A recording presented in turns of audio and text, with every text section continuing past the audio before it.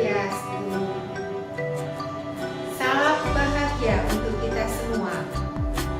Bapak Ibu yang saya hormati dimanapun berada, mari kita lanjut materi kita yang keempat, yaitu komunikasi dasar. Kompetensi dasar yang ingin dibangun dalam materi ini adalah Bapak Ibu diharapkan mampu memahami dasar-dasar komunikasi, jenis komunikasi, dan komunikasi organisasi. Baik, kita masuk pada pengertian dari komunikasi. Komunikasi adalah perilaku penyampaian pesan dan informasi tentang pikiran dan perasaan. Kemudian komunikasi juga berarti pemindahan informasi dan pengertian dari satu orang ke orang lain. Umumnya komunikasi dilakukan secara lisan maupun verbal antara satu pihak dengan pihak yang lainnya atau antara komunikator dengan komunikan. Apabila tidak terdapat bahasa verbal, maka bisa menggunakan bahasa isyarat seperti tersenyum, gestur tubuh, menggelengkan kepala, dan sebagainya.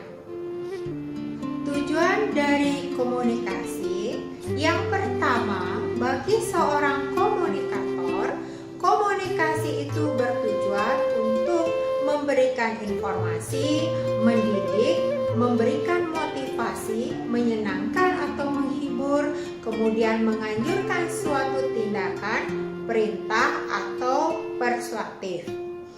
Yang selanjutnya, tujuan bagi seorang komunikan atau penerima atau publik, komunikasi itu bertujuan untuk memahami pesan atau informasi yang disampaikan, kemudian mampu mempelajari informasi tersebut, kemudian mampu menikmatinya, menerima atau menolak anjuran.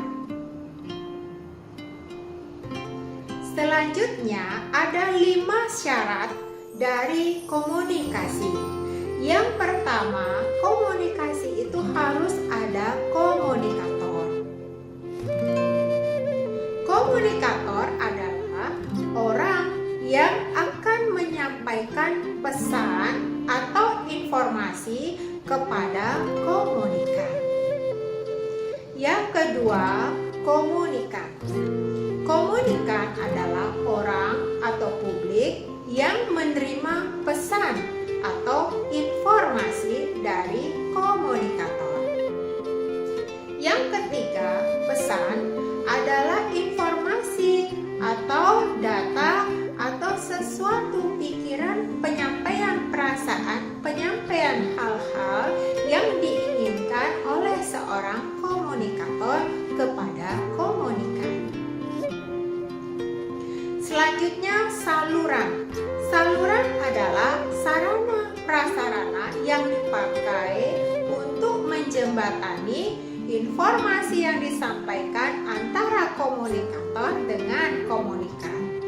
Misalnya, sarana itu bisa berupa handphone, papan flipchart atau papan tulis, atau sarana-sarana dalam bentuk lainnya. Yang kelima adalah efek. Efek adalah tujuan yang ingin dicapai oleh seorang komunikator. Konteks komunikasi ada 5, Bapak Ibu. Yang pertama adalah komunikasi intrapribadi. Komunikasi ini terjadi di dalam diri pribadi. Seseorang berkomunikasi akan dirinya untuk mengenal potensi yang dimilikinya, baik potensi positif maupun potensi negatif. Komunikasi ini dilakukan seseorang atas dirinya untuk bisa menyesuaikan diri dengan situasi kondisi yang ada. Komunikasi yang kedua adalah komunikasi antar pribadi. Komunikasi ini dilakukan seseorang atau pribadi satu atau individu satu terhadap individu lainnya. Komunikasi yang ketiga adalah komunikasi kelompok atau group communication. Komunikasi ini terjadi antara individu satu dengan individu yang lain di dalam kelompok atau antar kelompok.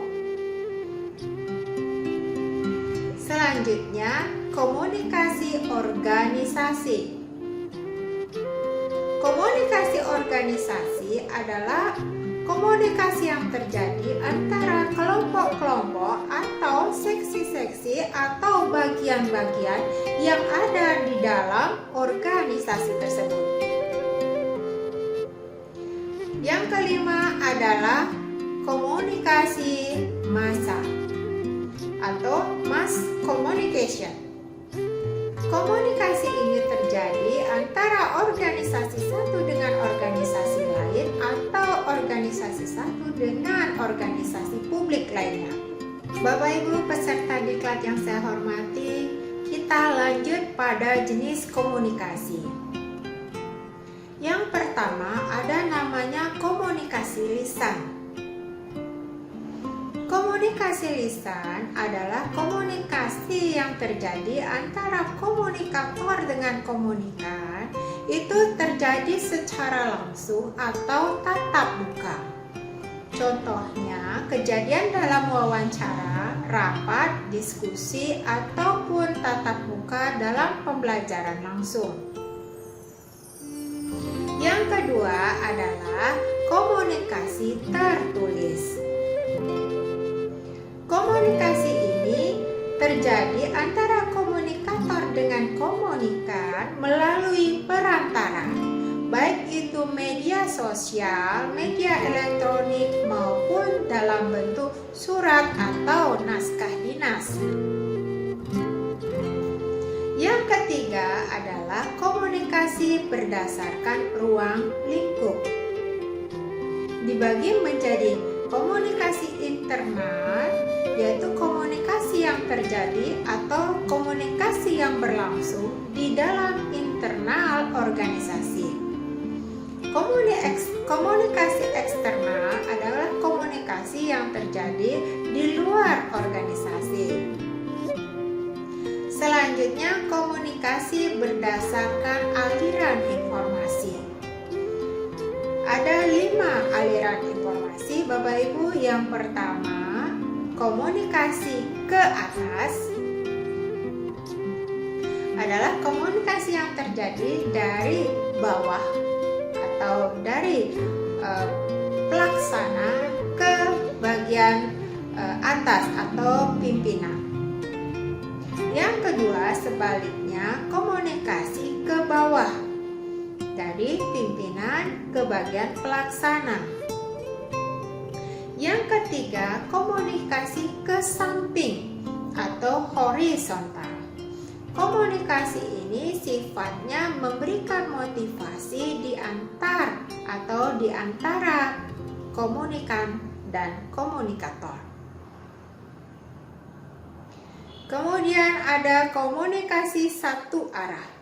Komunikasi satu arah adalah suatu komunikasi di mana komunikan tidak mampu memberikan feedback dan komunikasi itu lebih diprioritaskan oleh seorang komunikator. Komunikasi yang kelima adalah komunikasi dua arah. Komunikasi dua arah adalah komunikasi yang terjadi timbal balik antara komunikator dengan komunikan.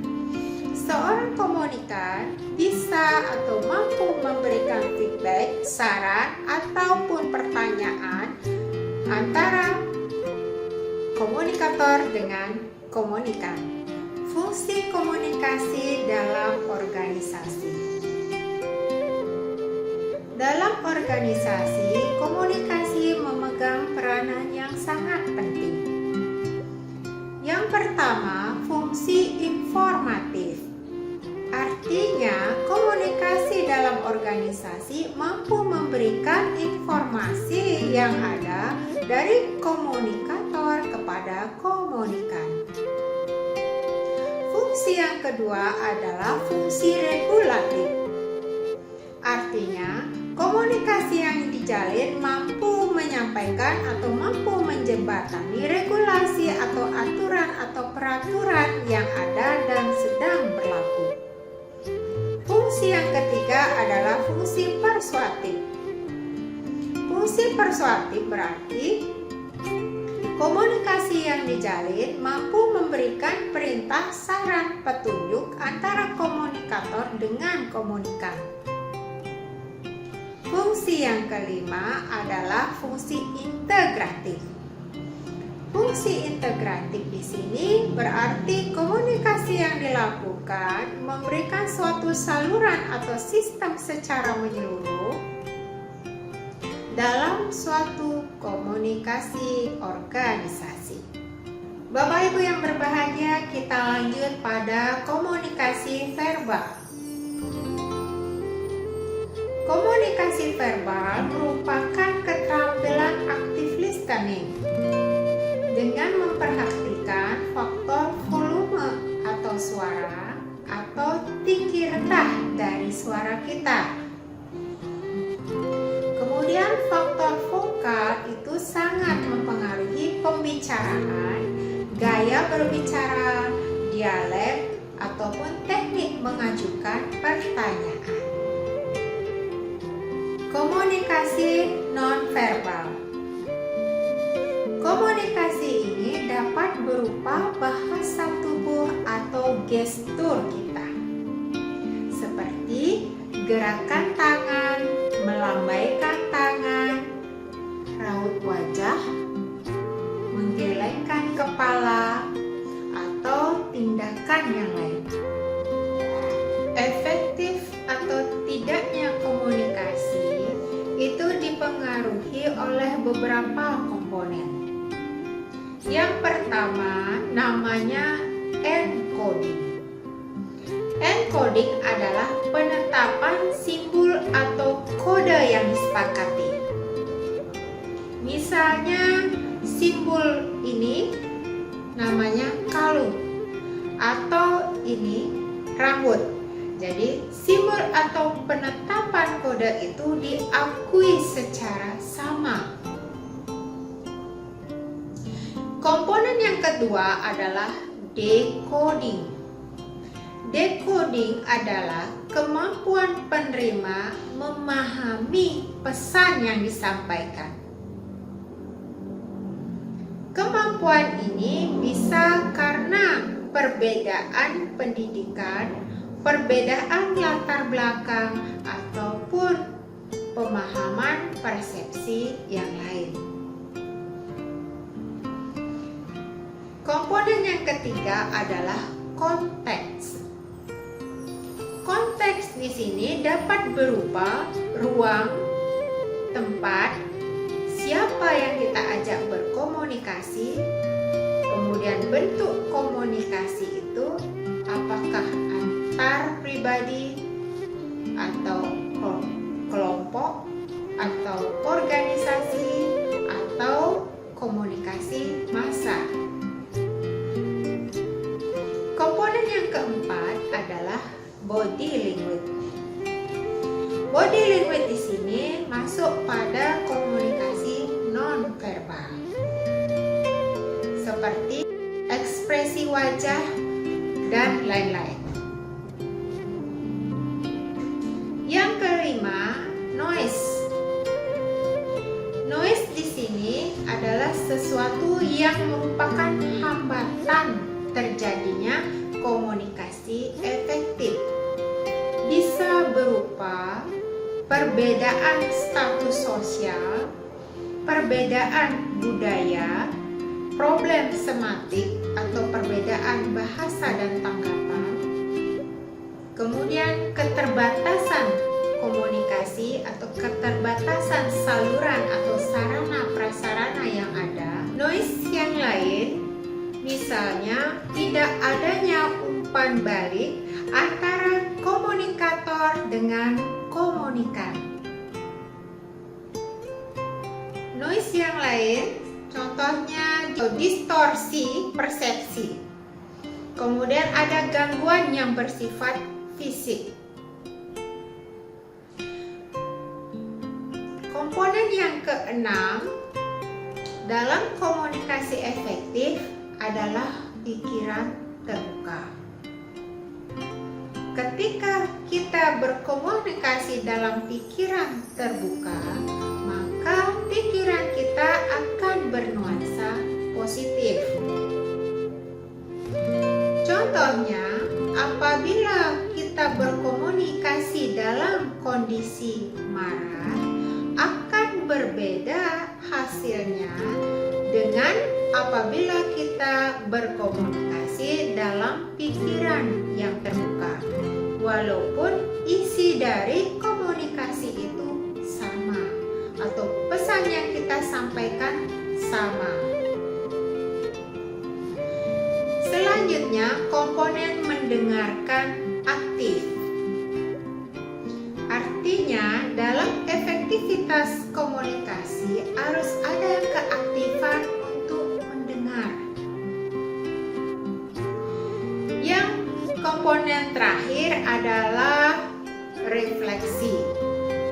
Refleksi dapat berupa konfirmasi kembali atau pengulangan kembali ucapan orang lain atau mengklarifikasi pesan yang disampaikan. Demikianlah Bapak Ibu materi kita yang keempat tentang komunikasi dasar. Mudah-mudahan ada manfaatnya bagi kita semua.